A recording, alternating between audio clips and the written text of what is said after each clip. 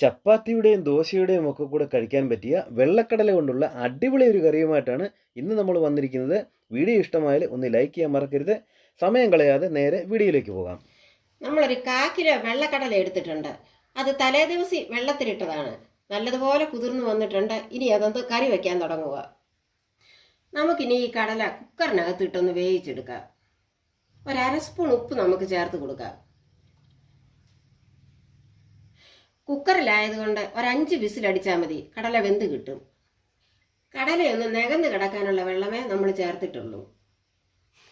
5 whistle കേൾക്കുന്നവരെ കടല അവിടെ ഇരുന്നൊന്ന് വേകട്ടെ. 5 വിസിലടിച്ചപ്പോൾ തന്നെ നമ്മുടെ കടല നല്ലതുപോലെ വെന്തു. ഇനി നമുക്കിതിൻ്റെ മസാല തയ്യാറാക്കാം. മസാല തയ്യാറാക്കാനായിട്ട് സ്റ്റൗ കത്തിച്ച് ചട്ടി അടുപ്പേ വെച്ചിട്ടുണ്ട്. ചട്ടി ചൂടായിട്ട് വന്നിട്ടുണ്ട്. ഇനി നമുക്കതിലേക്ക് ഒരു 2 സ്പൂൺ എണ്ണ ഒഴിച്ചു കൊടുക്കാം. എണ്ണ ചൂടായിട്ട് വന്നിട്ടുണ്ട്. ഇനി അതിലേക്ക് 2 സവാള കട്ട് ചെയ്തത് അങ്ങോട്ട് ഇട്ട് കൊടുക്കാം.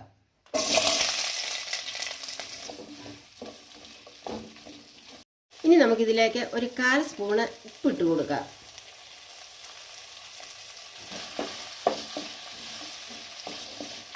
ഒരു സ്പൂൺ ഇഞ്ചി അരിഞ്ഞതുണ്ട് അങ്ങോട്ടിട്ട് കൊടുക്കാം.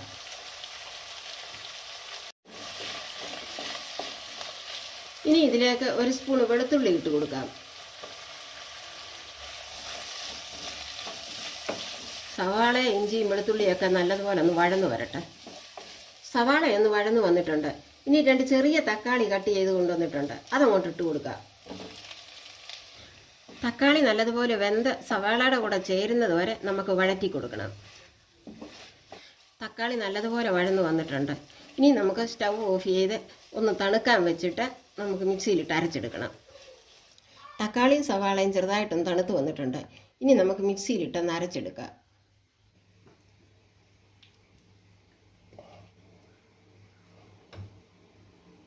ഒരല്പം വെള്ളം ചേർത്ത് വേണം നമുക്കിതൊന്ന് അരച്ചെടുക്കാൻ.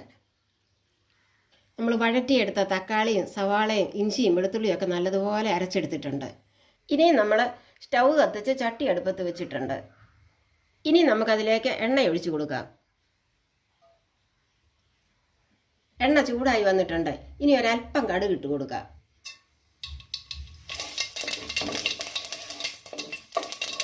ഇതിലേക്ക് നമ്മൾ അരച്ച് വെച്ച മസാല അങ്ങോട്ട് ഇട്ട് കൊടുക്കാം.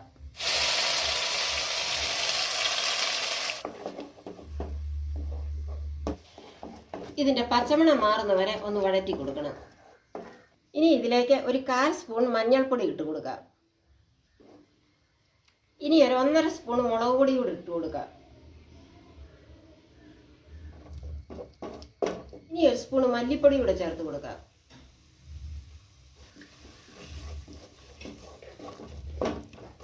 മല്ലിപ്പൊടിയുടെയും മുളക് പൊടിയുടെയും ഒക്കെ പച്ചമണം ഒന്ന് മാറട്ടെ, അതുവരെ വഴറ്റി കൊടുക്കണം.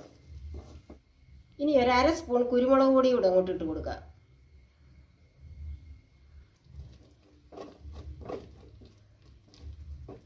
നമ്മൾ കാശ്മീരി മുളക് പൊടിയാണ് ചേർത്തത്, അതുകൊണ്ട് എരിവ് കുറവാണ്. അതിനാ കുരുമുളകും കൂടെ ചേർത്തത്. ഇനി ഒരു 1/2 സ്പൂൺ ഗരം മസാലപ്പൊടി കൂടെ അങ്ങോട്ട് ഇട്ട് കൊടുക്കുക.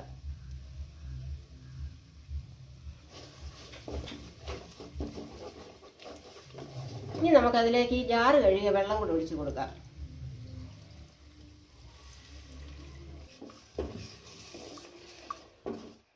ഇനി ഒരു 2 തണ്ട് കറിവേപ്പില കൂടെ അങ്ങോട്ട് ഇട്ട് കൊടുക്കാം.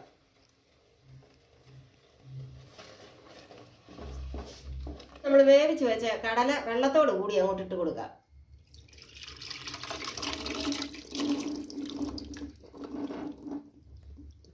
ഈ സമയത്ത് ഉപ്പ് വേണമെങ്കിൽ ചേർത്ത് ഒരു 5-8 മിനിറ്റ് നമുക്കൊന്ന് അടച്ചു വെച്ച് വേവിക്കണം. ഉപ്പ് കുറവായതുകൊണ്ട് ഒരല്പം ഉപ്പ് കൂടി ചേർത്ത് കൊടുക്കാം. ഇനി ഒരു 5-8 മിനിറ്റ് മൂടി വെച്ച് നമുക്കൊന്ന് വേവിച്ചെടുക്കാം. ഇപ്പം ഇത് വെച്ചിട്ട് ഒരു 8 മിനിറ്റ് കഴിഞ്ഞു. ഇനി നമുക്കിതൊന്ന് തുറന്ന് നോക്കാം. നമ്മുടെ കടലക്കറി റെഡിയായി വന്നിട്ടുണ്ട്. ഇനി നമുക്കൊരു 1/2 കപ്പ് തേങ്ങാപ്പാലും കൂടെ അങ്ങോട്ട് ഒഴിച്ചു കൊടുക്കാം. 1/2 കപ്പ് 1-ാം പാലാണ് നമ്മൾ എടുത്തിരിക്കുന്നത്. തേങ്ങാപ്പാൽ ചേർത്ത് ഒരു 2 മിനിറ്റ് ഒന്ന് ഇളക്കി അടച്ച് വെക്കണം. ഇപ്പോൾ ഒരു 2 മിനിറ്റ് സമയം കഴിഞ്ഞു. തേങ്ങാപ്പാൽ ചേർത്ത് അധികം നേരം തിളപ്പിക്കേണ്ട കാര്യമില്ല. ഇനി ഒരല്പം മല്ലിയിലയും കൂടെ ചേർത്ത് ഇളക്കിയെടുക്കാം.